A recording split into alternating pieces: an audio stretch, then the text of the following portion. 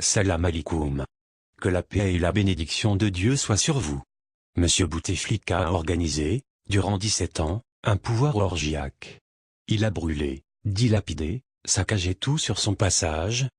Quel bilan faites, vous du règne de Bouteflika? Soufiane Djilali, un drame pour le pays. Je sais que beaucoup pensent que j'exagère, que je ne vois que les aspects négatifs et que je ne veux pas reconnaître ses réalisations. Immédiatement, on nous fait ressortir l'autoroute Est-Ouest, le transfert des eaux d'Insalah vers Tamanrasset, les programmes de logement ou les nombres d'universités construites. Mais faisons un vrai bilan de 17 ans de règne. D'abord concernant la consolidation de la nation et de l'État. L'Algérie est un jeune pays et ses questions ne sont pas anodines. Or, tout le monde voit avec effarement le démontage de l'État et les discordes pernicieuses introduites dans le corps de la nation. Le régionalisme outrancier, le clientélisme, le népotisme et surtout la corruption ont été les leviers de commande du pouvoir. Toutes les vertus possibles du peuple ont été soigneusement répertoriées pour ensuite être démantelées une à une. C'est un travail diabolique qui a été mené. Aujourd'hui, vous êtes un voyou, vous réussissez à grimper dans les hautes sphères, vous êtes un homme de bien, alors vous étouffez sous une chape de plomb. Bouteflika a organisé, durant 17 ans, un pouvoir orgiaque. Il a brûlé, dilapidé, saccagé tout sur son passage. Son fabuleux narcissisme a privé le pays d'oxygène. À sa décharge, il a fait tout cela en connivence avec une bonne partie des Algériens. Après la cruelle épreuve du terrorisme des années 90, les Algériens voulaient oublier leur malheur. Ils se sont alors enivrés par la surconsommation, le je m'en foutisme et une forme de débauche généralisée. Chakib Khalil et Co ont été les maîtres de ces séances d'orgie. Ils avaient sous la main le pétrole et Sonatrach. Ils ont alors frappé le cœur de la nation, la morale publique. Quant au reste, c'était de la poudre aux yeux. L'autoroute est probablement la plus chère au monde au kilomètre et celle qui recèle le plus de malfaçons. Elle est sans cesse remise en chantier. Tout le monde sait qu'elle a été un gouffre financier. Des noms ont été cités dans ce scandale mais bien sûr, à part quelques boucs émissaires, les responsables de ce désastre se la coulent douce. Dans le secteur de l'énergie les dérapages ne sont pas moindres. Les centrales électriques ont été largement surfacturées. Et à chaque fois, ce sont des surcoûts en milliards de dollars. Aujourd'hui, Sonelgaz est à genoux et c'est aux citoyens maintenant de combler les déficits. Des constructions inutiles à l'image du centre des expositions d'Oran ou celui en cours de finition du Club des Pins sont des pertes sèches qui s'élèvent là aussi en milliards de dollars. Pour finir, la grande mosquée d'Alger est une insulte à l'intelligence et à la foi. L'Algérie est gérée par des affamés génétiques. Ils nagent dans la soupe. Ils ont oublié qu'il y avait un peuple qui avait consenti 1,5 million de martyrs, et qui aurait dû construire un pays puissant, fier et moderne. Leur ego débordant et leur cupidité sans limite ont été les plus forts. Je n'aime pas l'Algérie telle qu'elle est. Je veux, avec beaucoup d'autres de mes concitoyens, agir pour la changer et la mettre au diapason de la modernité bien comprise. 2. Qu'est-ce qui vous a fait décider à créer votre propre parti? Soufiane Djilali, Gilles Jadid, qui signifie nouvelle génération, est l'expression de mon refus de cette Algérie aliénée. Dès la tentative d'ouverture politique après octobre 1988, je m'étais engagé dans la vie politique. J'étais à cette époque chercheur en immunologie à l'étranger. J'ai préféré retourner au pays lorsque beaucoup commençaient à le fuir. Au bout d'une dizaine d'années de responsabilité au sein d'un parti politique, j'en ai démissionné en 1999. J'ai toujours été dans l'opposition. Le régime m'empêcha de fonder, avec d'autres hommes politiques, un nouveau parti, El Badil, en 2000 et refusa d'autoriser l'association, que je voulais lancer, et MLD, Mouvement pour les libertés et le développement, en 1999. J'ai dû me contenter d'écrire dans les journaux lorsque ceci me le permettait. C'est en décembre 2010 que j'ai vu venir le mouvement du printemps arabe. En janvier 2011, j'ai pris la décision de lancer le parti. Le temps de contacter les futurs membres fondateurs, et le 11 mars 2011 nous avions organisé notre réunion constitutive. Le 13 avril 2011, nous avions rendu publique l'initiative. Enfin, le 3 mars 2012 nous avions tenu le congrès fondateur. Durant tout ce temps, mon fil conducteur était le suivant, je n'aime pas l'Algérie telle qu'elle est. Je veux, avec beaucoup d'autres de mes concitoyens, agir pour la changer et la mettre au diapason de la modernité bien comprise. Heureusement qu'il reste des jeunes, hommes et femmes, de la nouvelle génération. Ils sont très conscients des enjeux et veulent un vrai changement. 3. Pourquoi à votre avis les jeunes ne s'engagent pas en politique en nombre suffisant, et quand ils osent, ils sont vite récupérés par le régime? Soufiane Djilali, il y a plusieurs explications à cela. Vous avez une société paternaliste, qui n'aime pas le changement sauf en situation extrême, et qui conditionne le peuple à la soumission.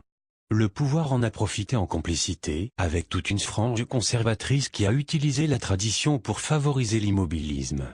Un pouvoir centralisateur, manipulateur et antidémocratique ne pouvait que faire éloigner toutes les bonnes volontés pour militer. Enfin, une rupture profonde de mentalité est en cours entre la génération de novembre et les suivantes. La première s'accrochant pathologiquement au pouvoir a obstrué toutes les voies d'accès aux commandes et démoralisé les compétences. Alors, les jeunes les plus sains s'éloignent de la politique. D'autres sont happés par le magnétisme du clientélisme. Il m'arrive de croiser ce genre de jeunes, déjà formatés par le système, et dont le modèle est docile, redevable et servile. Heureusement qu'il reste des jeunes, hommes et femmes, de la nouvelle génération. Ils sont très conscients des enjeux et veulent un vrai changement.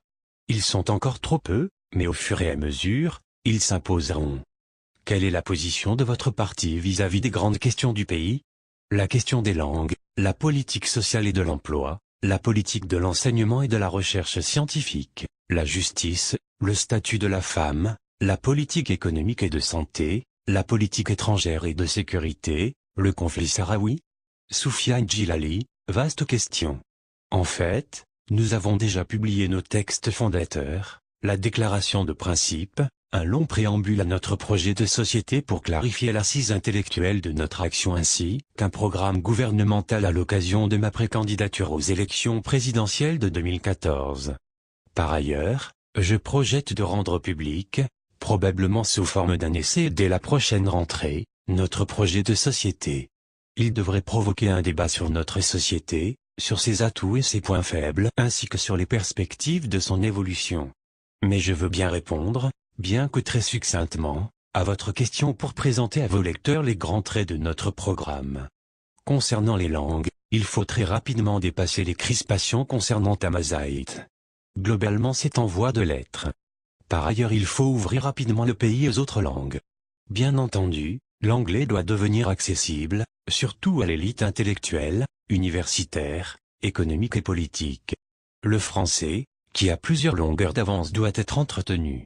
C'est une erreur fatale que de vouloir l'éradiquer. L'arabe gagnera en qualité et en niveau si les Algériens pratiquaient, à côté d'elle, les autres langues universelles. Pour construire un état de droit, il est nécessaire d'avoir, par ailleurs, une justice digne de ce nom. Elle doit être libérée des injonctions de l'exécutif. Il faut introduire de vrais mécanismes constitutionnels pour lui donner sa vraie raison d'être. Il faut donc séparer la magistrature du pouvoir gouvernemental. Concernant le statut de la femme, c'est une question de justice. La femme a toujours été la victime expiatoire d'un système social obsolète et archaïque. J'aborderai très longuement cette question dans notre projet de société. Le statut de la femme est la pierre angulaire des structures de la société traditionnelle. La modernité, entrée par effraction dans notre société, a fait voler en éclats d'anciennes valeurs anthropologiques qui n'ont plus cours dans le monde contemporain. La crise identitaire et même sécuritaire que vit notre pays est due à ce basculement de la société traditionnelle vers la société moderne. La société est à proprement parler, déchirée dans sa conscience par les bouleversements vécus. Le statut de la femme dans la société est l'indicateur le plus important et le plus fiable pour mesurer le niveau des progrès atteints. L'école, l'université et la recherche scientifique doivent préparer la société à être ouverte, éduquée, cultivée, créative et responsable. C'est par ce chemin que l'Algérie construira sa modernité. Concernant la politique économique, il faut libérer et encourager la liberté d'initiative, mais protéger en même temps les entreprises de statut algérien. Pour moi, peu importe le détenteur du capital, l'essentiel est que l'entreprise travaille dans le cadre de la loi et les bénéfices soient locaux. Par contre, il faudra éviter de brader nos marchés internes aux importateurs. Il faut recentrer notre activité économique sur la production. Plusieurs secteurs, généralement liés à l'agriculture et aux services, offrent des marges de manœuvre très confortables. Une bonne économie permettra une bonne protection sociale et un bon système de santé. L'essentiel est d'introduire un facteur de rationalité dans la gestion de nos richesses et dans la répartition de la plus-value et du pouvoir d'achat. Enfin, le conflit sahraoui, la sécurité nationale ou la politique étrangère entrent en fait dans la même logique. Quelle stratégie de sécurité nationale pour nous? Comment nous insérer dans le jeu diplomatique mondial pour mieux défendre nos intérêts nationaux? Rien ne peut se concevoir de façon isolée. Notre sécurité interne et externe et notre diplomatie doivent être obligatoirement liées. Un président qui s'occupe de tout, dénomination DSG des APCO correspondantes de l'AP, et un comportement immature et irresponsable et même paranoïaque. Si un jour vous êtes élu démocratiquement président de la République ou responsable du portefeuille de la défense au niveau d'un gouvernement démocratique, quel pourcentage du budget global de l'État alloueriez-vous à l'armement et pourquoi? Soufiane Djilali, vraiment vous me posez une colle. Je n'ai pas de réponse. Cela ne se décrète pas ainsi. Il faut étudier les dossiers et surtout consulter les gens qui maîtrisent ces questions. Un président de la République ne peut pas être omniscient. Son rôle est d'impulser une politique et une stratégie générale selon son projet de société. Ensuite, il faut laisser les compétences travailler.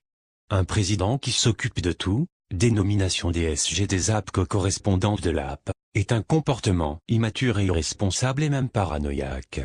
Le budget de l'armée et des achats d'armes est très lourd. Il faut voir à la lumière des enjeux régionaux et internationaux ce qui est efficace et ce qui correspond aux ambitions du pays. L'action politique moderne suppose la séparation entre le dogme religieux et le programme, et surtout, l'élection démocratique des dirigeants enlève les faux arguments des prétentieux, qui se permettent de s'instituer porte-parole de Dieu. Quelle est votre définition de la laïcité? Pensez-vous qu'elle pourrait faire partie des principes de la République? Soufiane Djilali, Confucius disait que les empires s'effondraient lorsque le peuple confondait le sens des mots. Le concept de laïcité fait partie des controverses inutiles et même dangereuses, sans rien apporter de concret au fond du problème. La laïcité s'est posée en pays de chrétienté. Lorsque l'Europe a eu à gérer la guerre de 30 ans, 1618 à 1648, avec des conflits armés entre catholiques et protestants, sans oublier la question juive, elle a dû inventer un mécanisme de gestion du pouvoir, en réduisant l'hégémonie ecclésiastique. Il a fallu tout de même attendre les Lumières, la Révolution et la République pour légiférer de manière aussi tranchée. En chrétienté, l'Église est formée par le clergé, les laïcs sont les croyants qui n'en font pas partie. En islam, rien de tel. Le pouvoir, depuis Muawiyah, est civil. La chute symbolique du califat ottoman et sa liquidation par Mustafa Kemal au début du XXe siècle a laissé la place à des États séculiers, sauf l'Arabie saoudite. L'Algérie contemporaine n'a ainsi pas connu de pouvoir religieux. L'utilisation de l'islam par le pouvoir est par contre patente. Il faut bien faire la différence entre l'action prosélyte, le formatage de la société dans le dogme et la recherche spirituelle naturelle des hommes. Celle-ci fait partie d'une dimension de l'être nécessaire à son épanouissement. L'islam propose une voie de progrès spirituel pour se rapprocher du divin. Certains musulmans ont confondu entre le but de la religion et le rite qui n'est qu'un moyen. Le déclin de la civilisation musulmane est dû à cette confusion. Par ailleurs, l'islam a été instrumenté pour cimenter et conforter des structures sociales traditionnelles. C'est la société qui a utilisé l'islam. Cela peut vous paraître étonnant, mais c'est ainsi. J'en parlerai également dans le projet de société. L'action politique moderne suppose la séparation entre le dogme religieux et le programme, et surtout, l'élection démocratique des dirigeants enlève les faux arguments des prétentieux, qui se permettent de s'instituer porte-parole de Dieu. Je ne sais pas comment font-ils, mais les partis islamistes algériens s'en accommodent bien et défendent le régime d'Erdogan. Pensez-vous qu'à l'instar de la Turquie et de la Tunisie, l'Algérie peut leur emboîter le pas pour moderniser les partis islamistes ou dits conservateurs? Soufiane Djilali, la Turquie a une très grande influence sur la mouvance des frères musulmans en Algérie. Ces derniers en sont pratiquement fascinés. Pourtant, la Turquie ne pratique pas l'arabe et est totalement laïque sans compter qu'elle entretient des liens serrés et stratégiques avec Israël.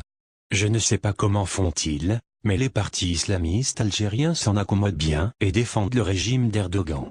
Mon intuition profonde est que les islamistes algériens ont, malgré tout, accepté au moins dans la forme, la modernité. Ils n'en tirent pas encore toutes les conséquences et surtout continuent à confondre valeurs islamiques et conservatisme social. Ils pensent qu'en s'acharnant à défendre la société telle qu'elle est, ils restent fidèles à leur credo, alors qu'en fait ils défendent des structures sociétales déjà condamnées et qui risquent d'entraîner dans leur chute la foi islamique si elle continue à leur être liée. Cependant, pour être objectif, les islamistes algériens ont fait beaucoup de progrès. Ils ont compris l'utilité de l'état de droit et les avantages qu'ils peuvent tirer d'une véritable démocratie.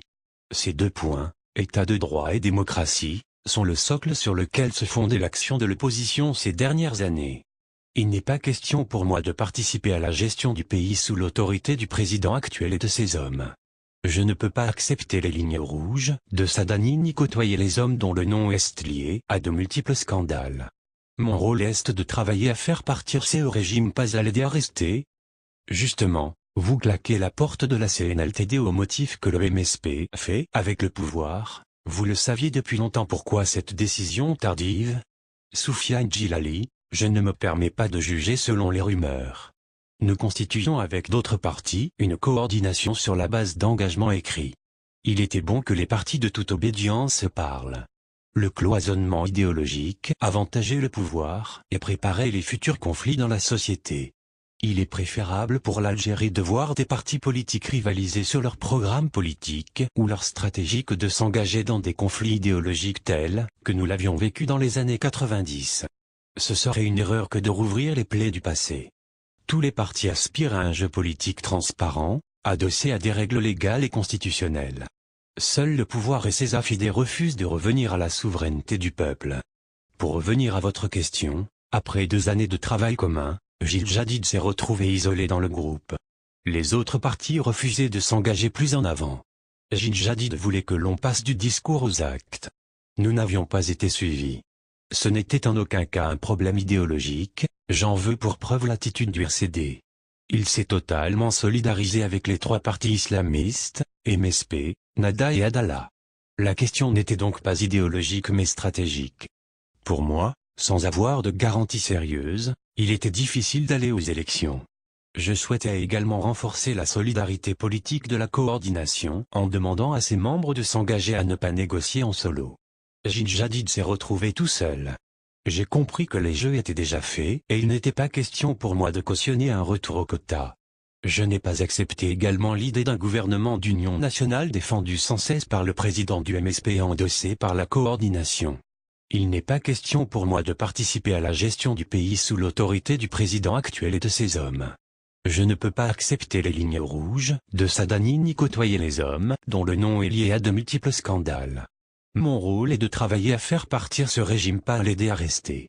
Si Bouteflika prolonge son règne jusqu'en 2019, j'ai bien peur que les clans au pouvoir finiront par passer aux actes de violence. 9. Comment vous voyez l'Algérie dans les 5 ans à venir? Le spectre du possible est large. Une rupture brutale et de haute probabilité. Le désordre général, qui est en train de déliter les institutions et l'horizon maussade de l'économie, vont être 2 facteurs fondamentaux qui détermineront la suite. Si Bouteflika prolonge son règne jusqu'en 2019, j'ai bien peur que les clans au pouvoir finiront par passer aux actes de violence. Espérons qu'un sursaut patriotique mettra fin à ce cauchemar avant que cela ne soit trop tard. Si vous deviez résumer vos qualités en 5 mots, lesquels vous définissent le mieux? Soufiane Djilali, je ne sais pas. Peut-être aurait-il fallu poser la question à mon épouse? Ou peut-être à mes proches collaborateurs? Ce que je peux vous dire en tous les cas est que j'agis en pleine cohérence avec moi-même. Merci et bientôt avec Azzedine Abed et que Dieu protège Soufiane Djilali. Amine.